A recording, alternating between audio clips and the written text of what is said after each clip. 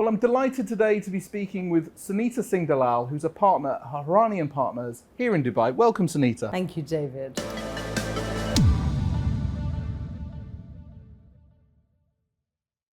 So it's terrific to talk to you today. We're going to talk through some of the latest trends in a second. But first of all, you've just joined Hourani Partners. It'd be interesting to hear a little bit more about the firm. I have technically just joined, but it feels like I've been there for 10 years already.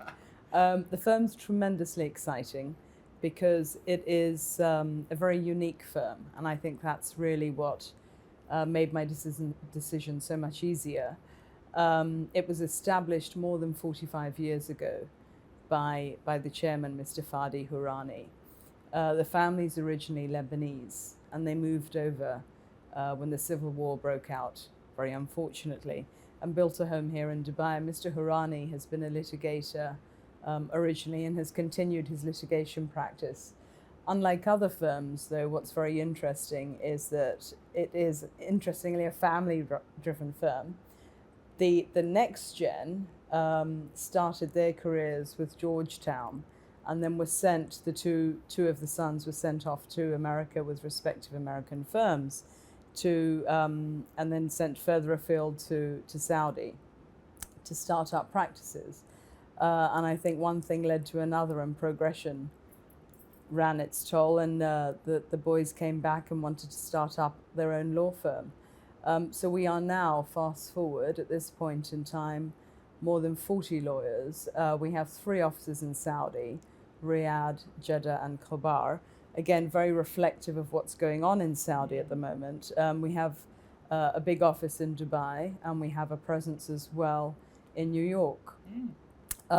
Very refreshing, because as opposed to being in a large international law firm, one is actually inside the conversation in the region, a part of the conversation. And for me, that's really exciting, because it means we can bring about change even faster.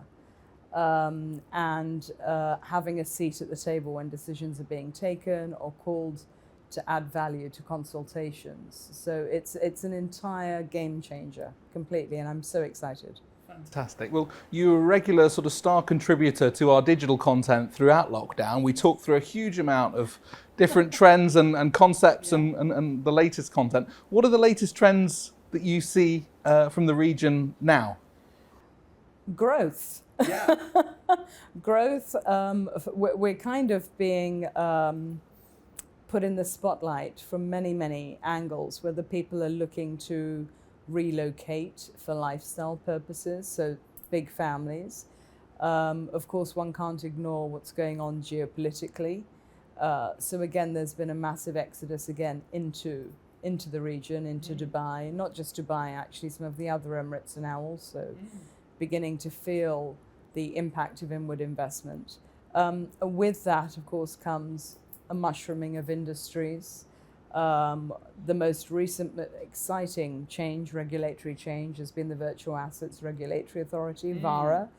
And all of these changes are proactively being taken to meet the need of the hour, or perhaps preempt and be prepared for the need. So it's a very exciting time to be here. Tremendous amounts of growth from various sectors. And on the relocation front, are you also seeing people coming from Europe as well as the across the GCC? Where are you seeing relocations coming from far and wide? Is it? Yeah, I mean, I'm sure people like, for example, Henleys will confirm this. But interestingly, I was asked this question very recently, and one would have thought that perhaps the very tragic Ukrainian-Russian crisis and the conflict was a trigger, but actually the exodus started happening well before that. So yes, we are seeing a lot of people moving over from Europe.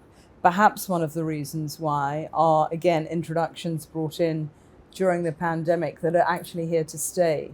So perhaps during the pandemic, people were rather skeptical, thinking, are these very beneficial and kind of more comfortable long stay visas temporary, and they would then be pulled, withdrawn or cancelled post-pandemic. But that hasn't happened. If anything, there have been new categories added. And we're seeing everything from retirement visas to long stay visas for Europeans, visas now being given to people to allow them to even come to look for jobs. And that was something that was unheard of before. And of course, the ubiquitous now golden visa, of which there are different categories and thresholds. It, all in all, makes for a more conducive long-term residency. And the government is doing that. Why? So that people remain invested. We're not just seen as a transient hub anymore. And there's lots of legal innovation in the toolkit here in the UAE. Yes. I mean, when we were doing webinars previously, we talked about foundation law, and perhaps you could give us a sense of what's in the toolkit and how these different laws are being used. Well, there are lots of whispers going on about new structures, and some of the regulators trying to again introduce some more tools to allow the preservation and consolidation of wealth here. We still have, I mean, foundations are being used phenomenally well. They've really taken on leaps and bounds. I think the latest figures are kind of up to the 600 mark, which is tremendous. Trusts, we have again 3 trust regimes. The trust law of the federal trust law of the UAE is not yet fully come into play because we're still waiting for the register. But one of the other plus points, for example, was 3 or 4 years ago, one wouldn't be able to include in some way, shape or form a trust within a structure where we were looking at domestic assets, whereas now there are ways to include that vehicle as well. So times are changing, and we are seeing, we have now 4 sets of family office regimes as well. So even in that area, which is something that's very, very topical for people, we're seeing lots of change. And given the level of activity here, are you seeing professional services firms setting up rep offices in Dubai looking to really put a flag down here because they built a building on the relationships that they have? So there as well, interestingly, it's no longer a rep office. So back in the day, for example, when it was seen as a transient hub, people were testing the waters and exploring options. And yes, absolutely, from a risk perspective, from a capital expenditure perspective, it made sense to just have a nominal presence to test the waters, and rep offices were ideal. Now, what we are seeing are clients willing to invest significant amounts to either build a full-on presence here, or to start up small and ramp up and gradually transit across and transition to this region and reposition. So seeing a lot of interest from other IFCs, from the professional services sector, where people are reaching out and saying, could you help us set up? And whether that's in the DAFC, the ADGM, onshore, DWTC, it's definitely moved away from the rep office days. Great, very interesting. And are you also, you mentioned before crypto and digital assets. I mean, are you seeing those companies also coming and setting up, or what's the kind of style from that sector? I am aware that there's a tremendous amount of interest in those sectors of people wanting to look, again, combining all the positives and then coupled with the final cherry on the cake, which is regulation. All of that makes for a wonderful end product. And so, yes, we are seeing lots of clients flocking into that, from those sectors flocking into the region. I think the trick is going to be, again, the regulation of the industry, but also understanding the do's and the don'ts. But I think that's a global problem, because this is something that everyone is being affected by in the IFCs. But yes, it is. The UAE is certainly trying to position itself as a core center for virtual assets. And I was reading recently about a new global family business and private wealth center. Perhaps you could tell us a little bit more about that.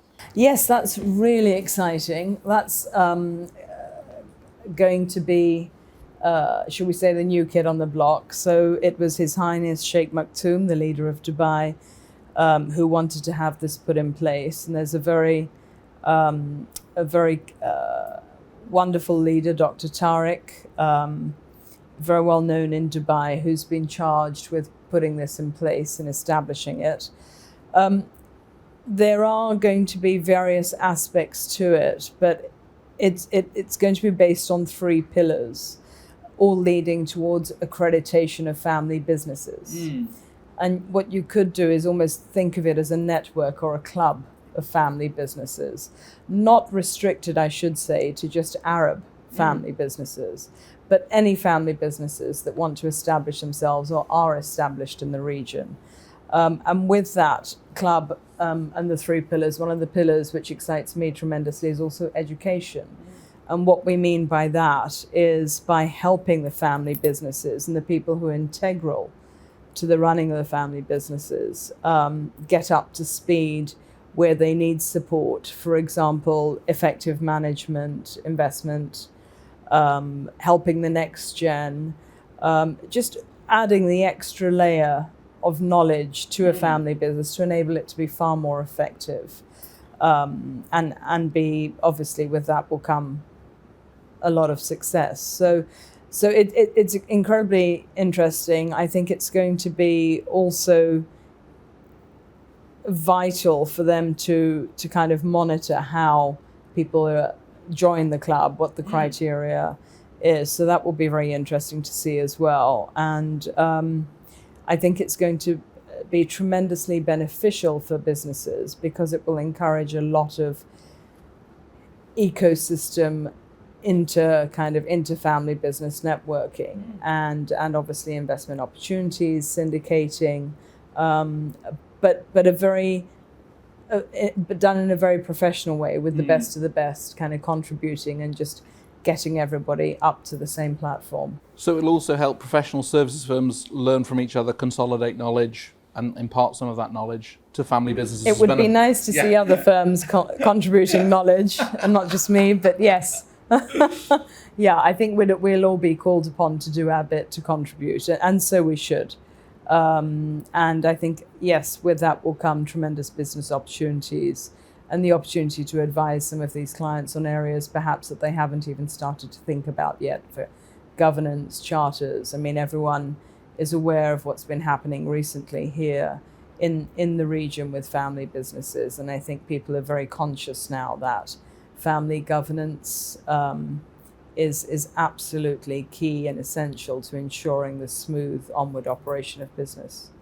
And one of your key areas of focus is dealing with wealthy international Indian families. Perhaps you could tell us a little bit more about the latest trends from there. Interestingly, David, I was in India earlier on this year in September, and there was a tremendous there was fantastic energy in the air in Mumbai. And in August, what had happened is the Indian government had, think of it as easing up overseas direct investments regulations, which means in effect that before the regulations were introduced and revised, one had to seek various levels of approvals before transmitting funds out of India to make investments outside of India. If you're a corporate, of course, as individuals, you were then, and that still remains, we have what we call the liberalized remittance scheme of every individual is able to remit up to $250,000 per year without any approval, provided it's for permissible activities. And the same kind of easing up of regs is now being applied to corporations, and that's incredibly exciting. Why? Because the UAE, in terms of not ease of doing business, but also close proximity and cultural similarities, is clearly the initial recipient of such funds. And what I mean by that is companies and family-run businesses are looking to first establish the first layer of this overseas company here in the UAE. From here, they'll either remain invested here in the ecosystem, or they will use this as a kind of holding jurisdiction to thereafter expand into other regions, such as Africa or further afield in Europe. And that's fabulous because it won't just allow companies to establish themselves here, but again, looking at the family-run business, for example, all the more reason for families to start using a foundation vehicle as a consolidation vehicle for significant family wealth. Not just to consolidate the wealth, but to preserve and to protect the wealth in the jurisdictions that we have here, such as the DIFC, ADGM, and RAC, which give you fantastic offshore common law / English law protections. But then underneath that platform, you would set up a trading commercial holding entity and further then start to diversify, including vehicles in the toolkit, as you said, such as a family office. Whether that's a single family office for one family or whether it's a family office that then starts to cater to other families. Again, there are options now. We didn't have these options before.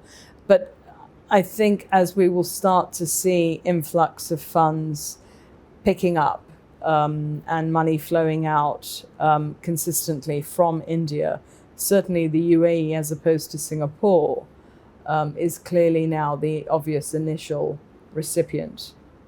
Sounds very interesting. Very, very interesting. Yeah. And you mentioned at the top the links to Saudi for Hourani Partners. Yes. It'd be very interesting to hear a little bit more about trends you and partners see on the ground there. Yeah. In my first few months, I should absolutely transparently say that every possible stereotype or perception of mine has been just thrown out of the window. I mean, Saudi is booming.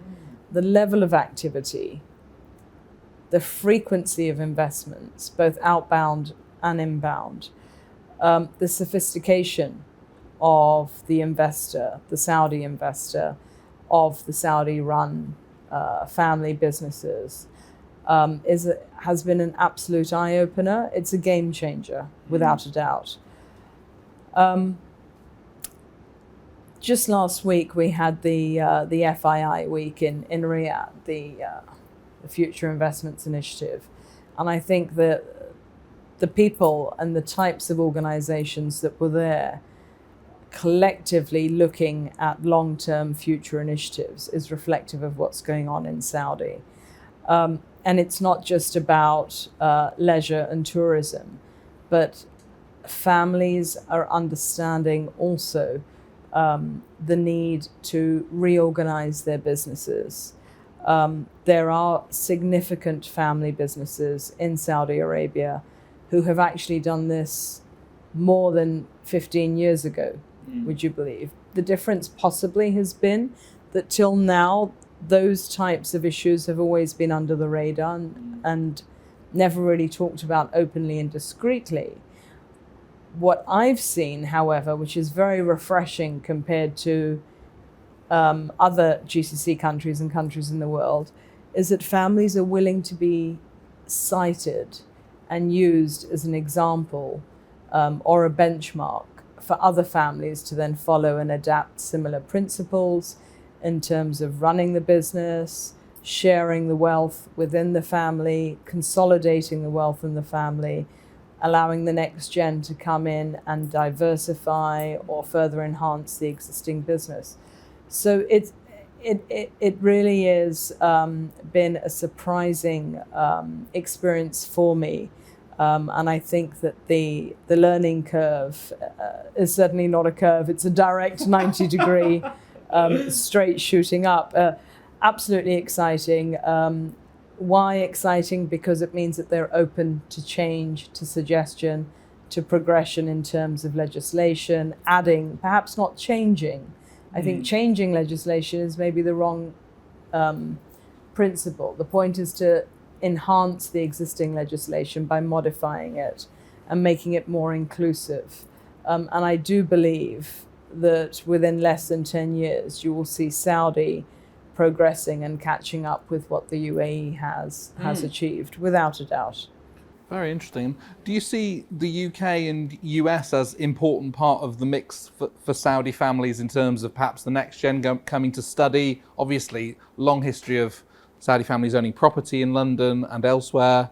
What do you see in terms of demand and interest in Europe and the US for investable assets? I mean, certainly the traditional families will always have a mix of, as you said, the London Knightsbridge Mayfair portfolio of properties, without a doubt, and the same would go for New York, etc. For the US. I am still seeing a trend towards education of a certain level being obtained in traditional universities in the UK and the US. But what I am seeing that's changed now is that the children are coming back to the families, taking what knowledge that they've acquired and bringing that knowledge back to contribute to the family business and then further enhance. The next gen that are involved are not passive anymore. They're very, very active, and I think they are bringing back what they've learned and using it to, again, diversify and enhance the offering. So whether that means bringing an existing business line into the next phase of development, whether it's digital or certainly that there's a lot that we're seeing. But yes, it does also mean that when we are looking at succession planning, we need to always be mindful of those elements and make sure that we have taken some of the foreign elements into consideration. And it's important, again, to ensure that we've involved the right overseas tax and legal advisors to make sure we haven't missed out anything. And a lot's written about ESG and sustainable investing, particularly for next gen individuals, family members. Do you see that coming through here, or what's your assessment of how important impact and ESG investing is to clients you tend to deal with? That's the second time somebody's asked me that question in 24 hours. And I would say what I said to the gentleman yesterday, which is we're not seeing enough of it yet. I think we shall. And again, I think the progression will be consistent. But what I am seeing is that the professional advisors who are trusted advisors to the families are becoming more savvier and aware of the need of being able to be up to speed on ESG investments, impact investing, so that they can make a difference and gradually guide the families in the right direction. Impact investing, if at all anything actually, has been present in families' investment strategies from day one. Why? Because of the philanthropic and the inherent investment criteria that means that we have to give back and impact our own communities in a very positive way. So it is already ingrained into society here. What I am seeing, though, is that there is a lack of good advice and people aren't talking about it perhaps as much as we should, contrasting an IFC such as the UAE, Dubai, with perhaps Singapore, where it's an extremely prominent topic of conversation. So I think there's a lot of work that can be done there, certainly. We previously discussed the area of disputes within families and legal disputes that can arise around structures, and I recall you discussing how you can actually proactively preempt a lot of these issues or build into new structures the resolution mechanisms. I mean, perhaps you could tell us a little bit about how you see disputes being kind of avoided by making the right preparations when you're looking at structuring on inception. Yes, absolutely. And I think the key to trying to avoid as much as you can future disputes is getting to really know the dynamic of how the family functions. What is the dynamic? What is the existing decision-making process? Does that work for everybody? Or when you actually delve deeper and get to know the family, are you uncovering some unspoken, disharmonious kind of feeling that exists, but people don't want to really address the elephant in the room? And what I always try and do is perhaps destigmatize those aspects and bring them out into the open, but in a very positive way, an inclusive way, to have everybody be able to speak about it and then make suggestions as to how we could address things more harmoniously. I recently spent 4 hours with the patriarch of a family who is, God bless him, 87 years old. And it didn't take me long before I said to him, you could actually use this exercise, if you so choose to bring the family and your children back together again. And his face lit up, absolutely lit up, because as a parent, what we've created for our family, we want to see our family preserving and growing. But more importantly, we want our family to continue with our principles and our ethics in the way that we would have done when they were much younger anyway. So there's never any fixed solution to what works better. Certainly one has to be mindful of discretion and privacy, and mindful of the fact that families prefer to deal with tension and disputes behind closed doors in a very dignified way before something blows up. And so again, as advisors, I think we would be doing families a great disservice if we started writing an arbitration or a litigation type dispute resolution. There are, again, it comes with cultural awareness, and also depending on how close you are to the family, there are always solutions that we can look at. But an all-inclusive process, and all of this, of course, means an investment of time, not just for us as advisors, but for the family members to all buy into the process and genuinely believe and understand the long-term benefits of that little chunk of investment of their time. So absolutely, but we are seeing that families are more and more aware and treating this very positively as an opportunity to regroup and talk about issues that have been tricky issues, and how, with the benefit of hindsight, we can avoid repeating those again in the future. So always a work in progress. And on the cultural awareness, I mean, there's many advisors travel in from Jersey, London, elsewhere, dealing with clients here. What's your assessment on how well they do to actually understand clients here in the region? I think it's almost a two-edged sword, because what I will say is that the advisors that come to the Middle East from outside of the Middle East bring with them, of course, tremendous knowledge and skill and acumen.